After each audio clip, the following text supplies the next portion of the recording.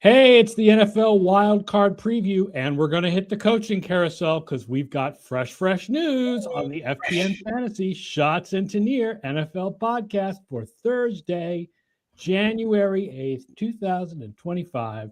I am Aaron Schatz, the still employed DVOA guy from FTN Fantasy. Stephen Ross got nothing on me, baby.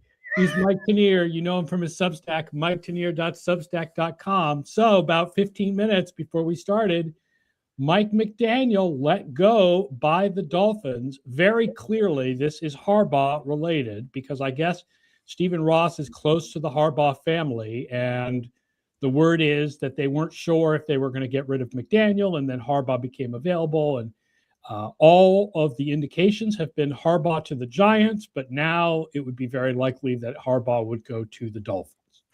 Although Ross, who is a big Michigan guy, was ardently pursuing Jim, as I recall, a couple of years ago, so nothing is guaranteed. I think he's more of a Jim Harbaugh fan than a John Harbaugh fan, but he's a Wolverine fan, which means he's a Harbaugh fan. And it's not hard to connect the dots here. It's just remarkable process by the Dolphins, who are basically – who kept McDaniel because you're only better than our options. That's clearly what that was. You know, we're as loyal to you as our options. And when another option opened, they did so after they're 2/3 of the way through their GM search. There's no hot candidates this year, really, because the hot candidates the last few years have often been young offensive coordinators. Yeah. There's no real young offensive minds this year that you're like, that's a candidate. Right. So we're getting retreads. Yeah. I wish people would consider more hot young defensive minds, but they're not. Right. So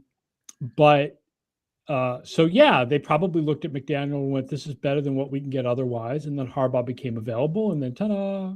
Right, and it's interesting what happens if Harbaugh says no, if this doesn't work out the way they're hoping for. But yeah, again, you let McDaniel address the media. You let him go out there and talk about Tua and Quinn Ewers and stuff like that. Then you let a couple of days pass. This didn't even happen. When did Harbaugh get fired? Was it Monday night? Harbaugh got fired on Tuesday, I think. This has been an interesting week because Black Monday was not Black Monday. No. There have been a number of firings since we did the last live stream, and we're going to preview all the games, but we want to talk about this. Yes. First, I believe that Gannon was since we did the podcast. Yes. I can't remember if Stefanski was before or after. Stefanski, we talked Stefanski. Talked Stefanski. Pete Carroll was during. Yes. But yeah, I mean, the big one is Harbaugh. That was like Tuesday or Wednesday. It was Tuesday because I was in Starbucks in Boston having taken my mother to the eye doctor. So that was when Harbaugh got fired. Right. And that obviously had repercussions. It has repercussions here with the McDaniel. But like for a lot of us, we were on the all clear mode that McDaniel was safe because of the way they were signaling things. And, we're interviewing old 49ers general manager assistants, like John Lynch's assistants to come in, which means they have a McDaniel's connection. It's a mess. Now, it's a mess that clears up immediately. Once again, if they go in there, they sing the Wolverines fight song and Harbaugh comes to Miami, then all is forgiven. But it's a weird process right now. It is. And then I don't know what the Giants then have to go to their second choice. The Giants are going to their eighth choice. Mike McDaniel, do you think McDaniel will get head coaching interviews, or do you think we're talking about him now as an offensive coordinator for the Lions, the Commanders, perhaps the Eagles if they lose this weekend? Yeah. He'll get interviews. I don't think he's going to get a head coaching job. I think that he's going to be in that coordinator pool. And yes, in that coordinator pool, he's going closer to the top of the list. I think most of us would prefer him to say Cliff Kingsbury, who has a similar all-around, I'm Mr. Play calling guy vibe, but I might not be a great team culture vibe. Folks in Philly, folks in Detroit, be excited about this. Just real quick, another piece of news, Brian Flores is interviewing for the Ravens job. Well, that's perfect. I mean, that is – both me and Mina Kimes said that was the perfect hire. That's great. I mean, I can't say that I know about the personalities involved. No. Because he apparently rubbed a lot of people the wrong way in Miami, not just Tua. Right. But he clearly has not rubbed people the wrong way in Minnesota. Right. And he's perfect for a defense that has a problem developing a pass rush. He's a perfect defensive coordinator for that team. And I think he deserves another head coaching job. Yep. And I would think that Lamar Jackson and Tua seem like very different kinds of guys. Right, and I like him with a quarterback that you can't like break emotionally. You know what I'm saying? If he has one of his fits and he's having one of those fits at Lamar, it's different than if he's having one of those fits at like Mendoza or somebody like that. I was trying to think of like the perfect like therapy pet coordinator for him to bring with him, like the calmest guy in the world to act like sort of a buffer for him. The offensive court to be the offensive guy. Yeah, right, like the buffer. And my brain landed at like Doug Peterson. Have him bring Doug Peterson in to be like the calm guy, the good I cop. have no idea if they have any connections, but yeah, I don't think they have any connections. But talking about connections, I'm sure the Raiders were interested in Flores, so we're going to see how that goes. Yeah, I mean, if I were Flores and I was offered both of those jobs, I would take the team that doesn't fire anybody. Yeah, let's go with them. The other one that did not get a lot of attention because nothing from Phoenix gets a lot of attention is Jonathan Gannon, the Arizona Cardinals, letting go of him. And I don't know anybody who was either waving the flag that he had to go or cared. I don't know anybody who ever waves any flags for the Cardinals. I mean, Howard Bowser talks to us once in a while. That's my reminder that the Cardinals still exist. But I mean, he didn't do. Look, I don't feel any reason to argue for him. Like, oh, he got a bad rap. Right. And defensive side of the ball is his, and they were improving at the end of last year, and they played well in the first half of this year, and then they collapsed in the second half of this year. They collapsed, and there were some injuries there, but it's like that's the thing. You can't come up with an argument for, you can't come up with an argument against, which means that the level of irrelevance remains so high for 3 years that we don't even have talking points around this team. That's not a good sign for a coach who's been on the job for so long. Yeah. All right, we'll take questions if people have them, but let's start going through the wild card games, starting with Saturday afternoon with the 12-5 Rams at the 8-9 Panthers. Panthers won 31-28 back in week 13, but they only had a 38% post-game win expectancy, right? It was a weird. A lot of the Rams' losses this year were weird, like 2-point conversions against Seattle, and in this one, it was fourth down conversions, and strange stuff happens. But Brian wrote the first DVOA stat preview that we put up, and the basic idea of the DVOA stat preview was, unless something weird happens, the Rams should win this game. That's it. And the last game was 4 weird things happened, and that's how the Panthers won. So they would need like 4 weird things happening in this game. I mean, there are a couple of places where the Panthers have good stats that match the Rams. They're very good against deep passes this year. Okay. Stafford is number 1 in the league in value on deep passes, but the Panthers are very good against deep passes. Right. The Panthers have those weird receiver splits this year where they're good against wide receiver 2s and running backs. Yes. And they're bad against everyone else. Xavier Smith went nuts on them in the first game, of all people. Xavier Smith. Devontae Adams had 2 touchdowns, but the Rams running backs had no receiving yards at all. Right, and it's a thing where teams try to avoid J.C. Horn. They go after Mike Jackson, who's usually pretty vulnerable. He had a bunch of splash plays this year. He might have had a splash play in that game, if I'm remembering correctly. One other thing is, I spotted the Panthers have the lowest pressure rate in the NFL. Yeah, I mean, there's not. It's. I can't remember who plays opposite of Nick Skirton, but the 2 of the top 3 pass rushers are the rookies, Nick Skirton and Princely Umanmielen. Yes, that's exactly how that's pronounced. And Derek Brown on the inside. I'm going to try and correct you, by the way. Yeah, right. It's that old Pink Floyd record. Anyway, here's one thing weird that's happening. Yeah, it's warm and rainy in Charlotte on Saturday. Again, with the rain. Another rainy day. The weather was not supposed to be a big deal. And then the weather has changed. So now it's rainy in Charlotte. Now we'll get to this. It's cold in Foxborough. Yep. It was supposed to be warm in Foxborough. Now they're saying we might get a little bit of snow. Mm-hmm. We're not going to preview this game until Monday's show, but it's supposed to be cold in Pittsburgh. As it is. The Dome Texans. Yes. Although if any dome team is built to win in the cold, it's the Houston Texans defense.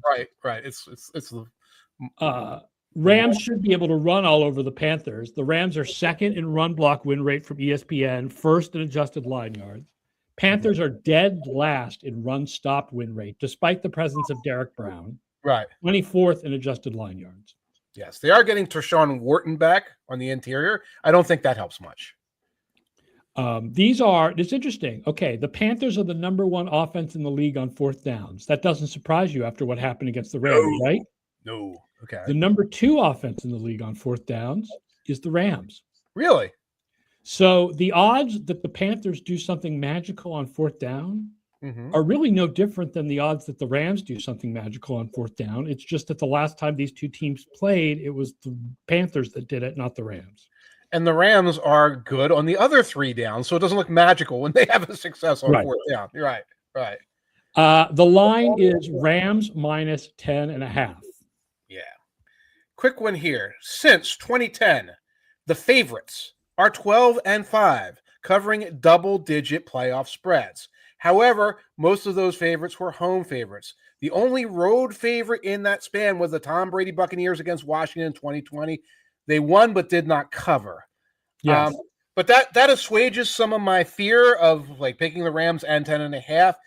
Check the weather forecast, and if it's really this is the other weird one. 5 out of the 6 worst DVOA teams to make the playoffs won their first playoff game. I wonder why. I can't imagine. They all lost the second one. And there's different reasons. One of them was Houston, the year that the other team had a backup quarter. The Raiders had a quarterback or something. So there's like different reasons why those teams won. One of them is the Cardinals against the Cowboys in 98, et cetera, et cetera. Okay.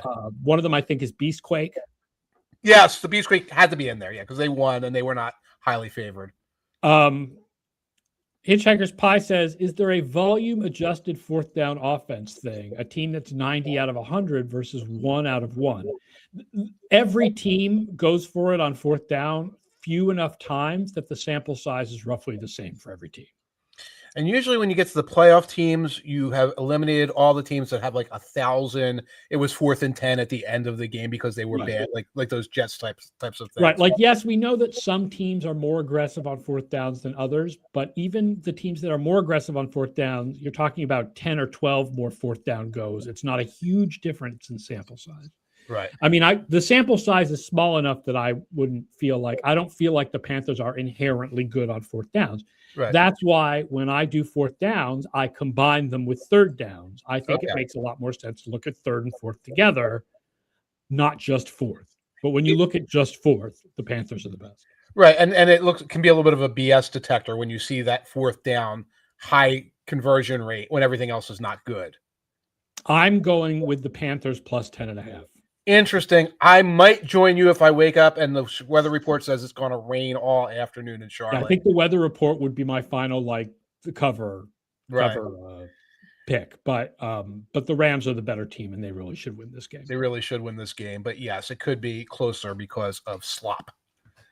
Saturday night, the 7-1 Packers at the 11-6 Bears. Obviously, these two teams played twice this year. The Packers won 28-21, which I believe is their last win.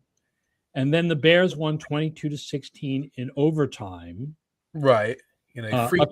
Interesting what has happened to the Packers. The Packers pass defense through week 9, 7th in DVOA. Since then, 27th.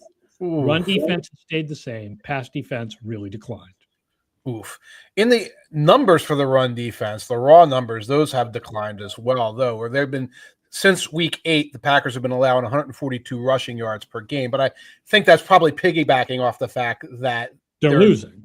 They're losing, and they're in unfavorable situations and other things like that.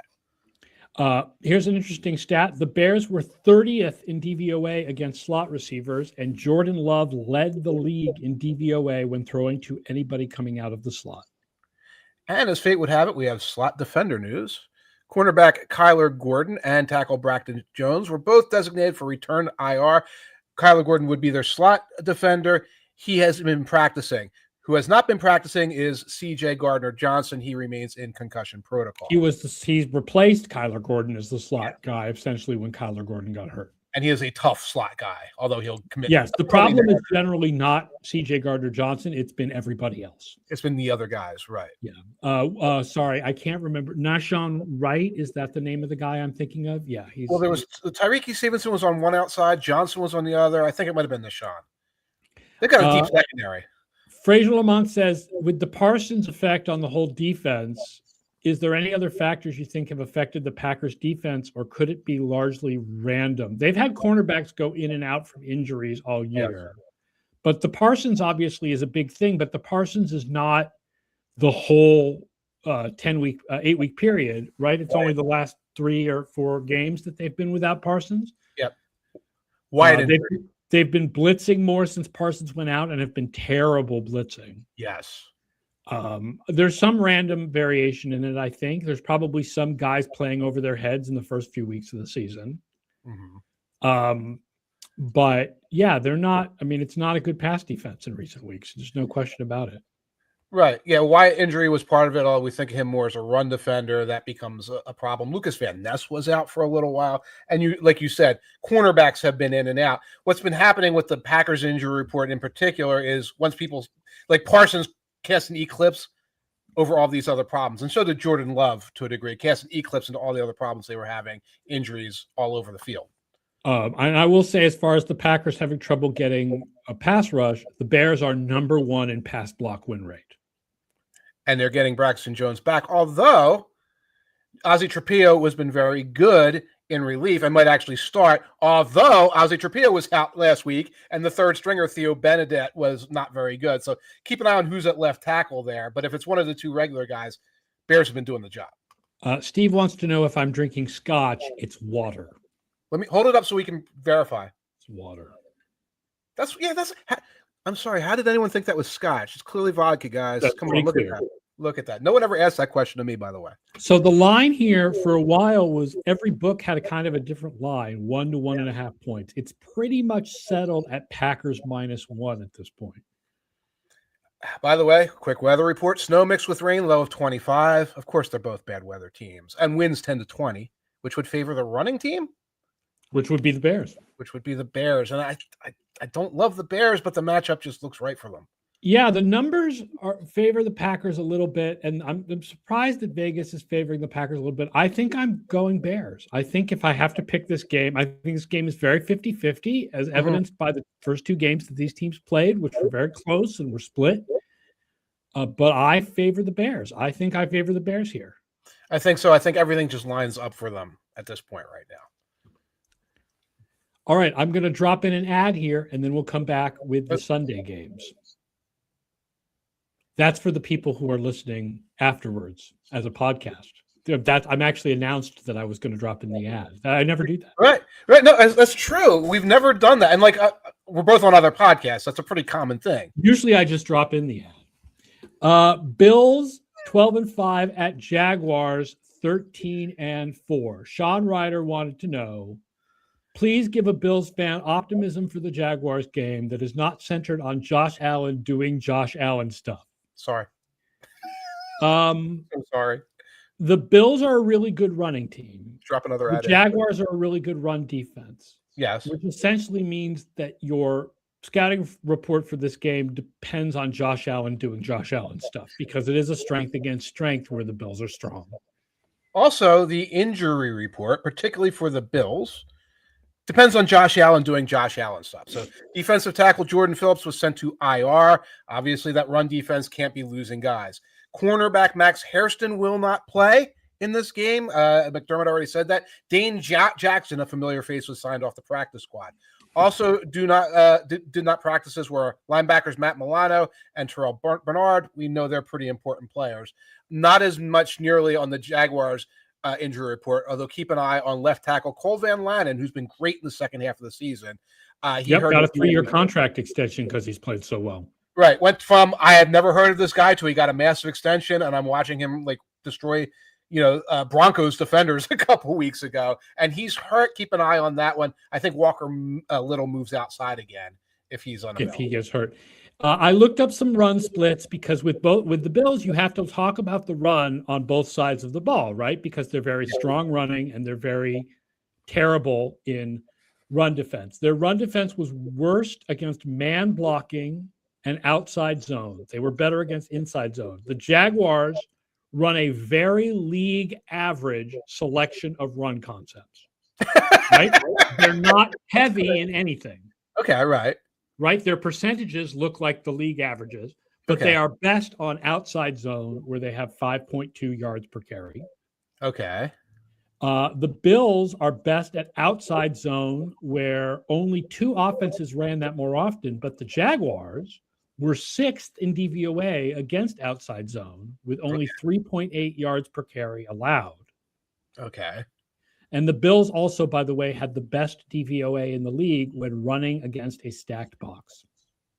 The Bills had the best. You can't stack it up to stop James Cook. They still run on you. Right. The stacking it up is just is useless against them. But you can just wait for them to stop running the ball. That's always a fun thing to do when you're facing the Bills. Just wait for them to stop running, even though it's working. Surprising stat about the defense: the Bills' defense was number 1 in DVOA against passes of up to 5 yards. Okay. So I discovered that when looking up Pittsburgh and Houston numbers, right? Because whenever you talk about Pittsburgh, you have to talk about super ultra short passes. Mm-hmm. The Bills were really good on defense against super ultra short passes. They were bad on defense, really bad on defense against anything 6 air yards or more. So that means that they step up to make those tackles. So stop messing with this Trevor Etienne nonsense, and let's go to Jacoby Myers over and over again. Makes sense. Brian Thomas. Makes sense, and that's what the and Parker Washington. That's what the Jaguars have been doing successfully, really, for the last 7-8 weeks. There's been not a lot of goofiness trying to work the perimeters and work screens and things like that.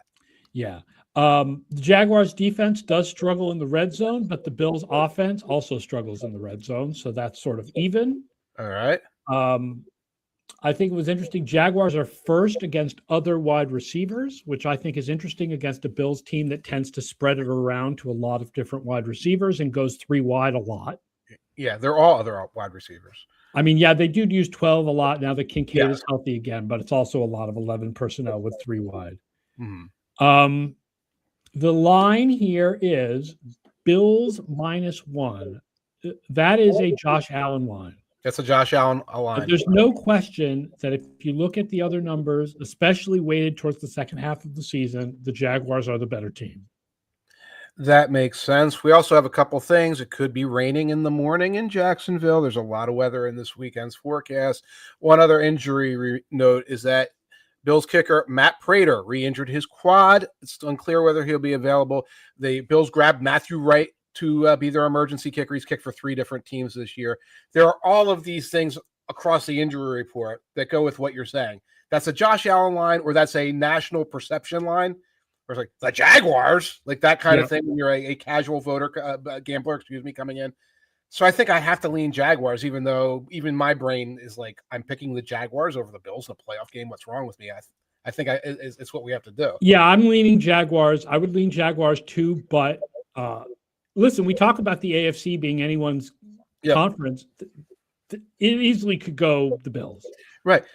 If I'm playing the Bills, I almost play the Bills and take them like -8 or something like that. It's like the Bills went out and smoked them. Like, don't take a 1.5.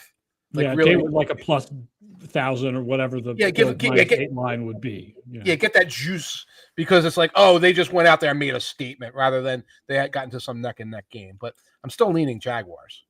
4 p.m. 12-5 49ers at the 11-6 Eagles. Have not played each other since 2023. Mm-hmm. This is the only one of the 3 NFC games that is not a rematch. Mm-hmm. Eagles offense, first half of the season, 9th. Second half of the season, 25th. Eagles defense, first half of the season, 17th. Second half of the season, 5th. I cannot remember a time when the story of the Eagles was that their offense was fine and their defense was a problem. I cannot remember this. I know it was only a couple months ago, and I realized DVOA had it better than everybody else. Right? Everybody else still thought the Eagles' offense was a problem early on, and I was like, they're playing hard opponents, and they're not turning the ball over. Right. And then the opponents got easier, and the turnovers arrived. Yes. And the offense didn't get any better. It just got much worse. it got worse and got like, we've got like a quarter in us to get a couple scores, and then it falls apart. Folks probably know I wrote a long thing about the Eagles offense. You can check it out in the Two Deep Zone. Yes, about how they don't do anything. Talk about teams that need Mike McDaniel. I mean, that they don't screen, and they don't end around, and they don't throw up the middle, and they don't like all these things that offenses do to manufacture offense that they don't freaking do. Right. No rollouts. No throwing to the slot guy, even if the slot guy's Devontae. It's remarkable. The problem is yes. the 49ers defense. Two things. Number one, they use a stacked box less often than any other defense in the NFL. Because number two, they suck. Well, they don't have 8 healthy guys. They suck. Like, I don't want to give a stat. Like, they are terrible in everyone. They have no pass rush. They have no run defense. They're down to like their 6th inside linebacker. Grant Wallow, or whatever his name is. They're pulling Eric Kendricks off his couch. This is, if the Eagles offense cannot get it going against the 49ers defense, they do not deserve to be in the playoffs. Like, if they win this game 10-3, oh my God, they don't deserve to play in the next round. Like, they score on 49ers. God, for crying out loud. And the other way around, the 49ers offense is number 1 passing the ball in the second half of the season. Mm-hmm. It is a very good opponent for the very good Eagles. Very good defense. And by the way, Tired is pulling Eric Kendricks off this couch, and Wired was pulling Kaiser White off his couch, which is what just happened. You all right? Kaiser White is back for who? He is back for the 49ers. Well, not back. He's back in football. He played 1 game this year for the Titans, and he was brought off of the waiver wire and may play. Oh, my God. The 49ers defense. Oh God. Fraser Lamont says Lane Johnson is playing. Eagles run game gets right against a poor run defense. We all know the splits. Which is that the Eagles are much better with Lane Johnson. Yeah. He also believes the 49ers do not have enough quality in the secondary to defend Brown, Smith, and Goddard. Upton Stout is very stout against the run. Yes. But he had a real problem this year by coverage DVOA against a very easy array of slot receivers. He was not that good as a coverage guy. He has trouble going uptown, but he's stout. By the way, the Lane Johnson thing, he has been practicing. Jimmy Kempski says likely. Brian Baldinger says unlikely. I'll say right now, Kempski is usually like in the locker room with a little bit more conversation with the guys. I'm going to quote 49ers beat reporter Kyle Madsen saying, the 49ers first playoff injury update is a disaster. Shouldn't be surprising for a experienced 49ers beat writer, but did not practice this week. Ricky Pearsall, Keon White, Trent Williams, D. Winters, quote, head coach Kyle Shanahan said on Monday, indicated that the pair would be evaluated, but stopped short of having optimism of their chances of playing in Philadelphia. That was Pearsall and Williams he's talking about. Yeah. The Eagles are first in DVOA against tight ends, but 23rd against running backs as receivers. So more of a CMC game than a Kittle game. Kittle at least is healthy. Kittle will play. Although he's in limited practice, but that's probably rest. McCaffrey's obviously healthy. But Trent Williams is a real problem. Like, having Trent Williams is a problem. That is absolutely a real problem. I did notice that the pressure rates over the last couple games for the 49ers defense has gone up a little bit. And I went back and looked at it, and Bryce Huff and Keon White have been pretty useful down the stretch. Huff has kind of woken up and realizes he's playing for another contract or something. White, as we just mentioned, is injured, though, so we're going to see if they even can get that little boost that they got against teams like the Seahawks. The line is Eagles minus 4.5. Oh, that's a lot. I would go 49ers. Yes. But if you said to me, don't bet the underdog unless you like them to win, then I would not go 49ers. I would think there's a good chance that it can be close 3 or 4 points, but especially if Trent Williams doesn't play, the Eagles are better. Eagles are better. And that's the thing. Maybe if you see a change in the injury report, if Lane Johnson isn't available or something, it's different. But the chances of the Eagles winning by 3 or 4 are real high.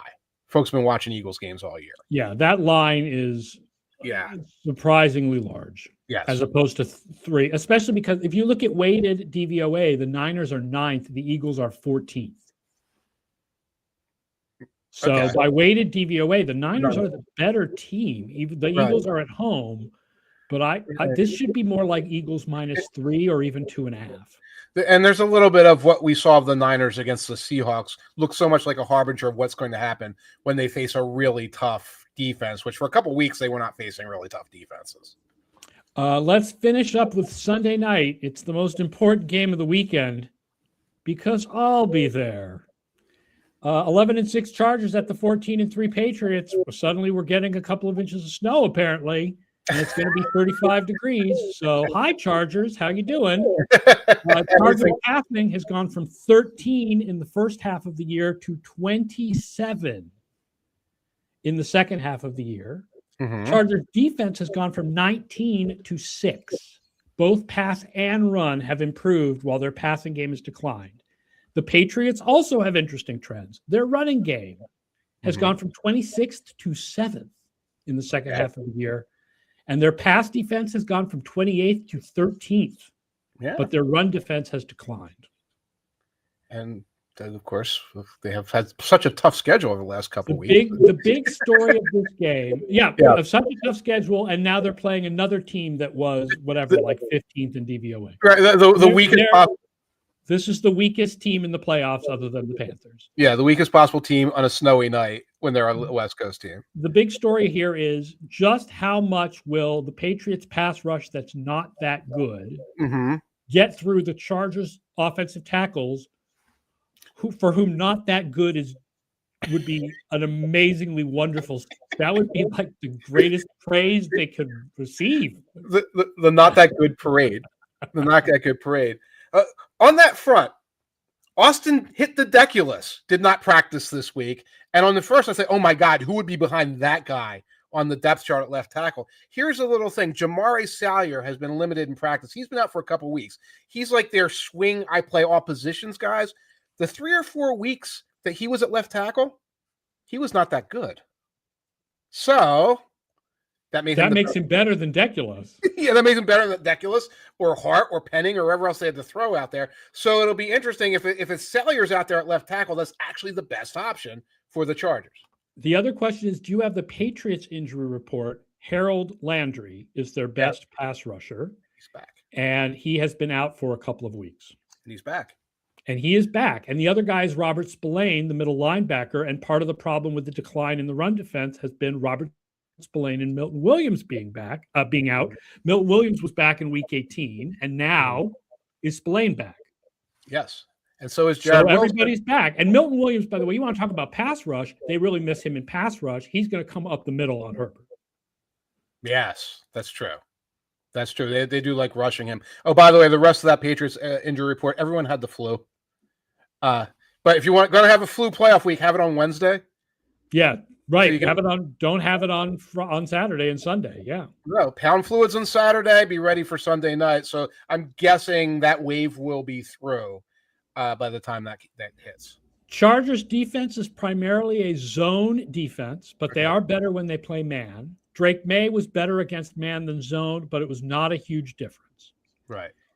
By the coverage DVOA, it is very clear who is the weakness here. It is Cam Hart. All right. Tarheeb Still was good. Dante Jackson was better. And Derwin James was even better than that. Right. And James is all over the place doing all kind of stuff. But Cam Hart was poor. And the linebackers were poor in coverage by the coverage DVOA. So that suggests that is where the Patriots should go. I don't know who will be covered by Cam Hart, but they have done some really good stuff with passes to not Henderson, Ramondre Stevenson. Right. Against these linebackers. That is a good matchup for the Patriots. Right. The Chargers have a good split against deep passes on defense, too. Yes, right? They're number 1 against deep passes, and Drake May is number 2 in DVOA against deep passes. Shockingly, the only quarterback with a better DVOA against deep passes this year on deep passes was Jared Goff. When he throws it, that means he's had time. Yeah. And therefore, he was able to fire it down the field. But, the Patriots, I don't think Drake May is going to get the deep stuff going like he did. In fact, the deep stuff was more earlier in the season, too, like the Kayshon Boutte bombs and everything. And the Chargers are number 1 against deep passes.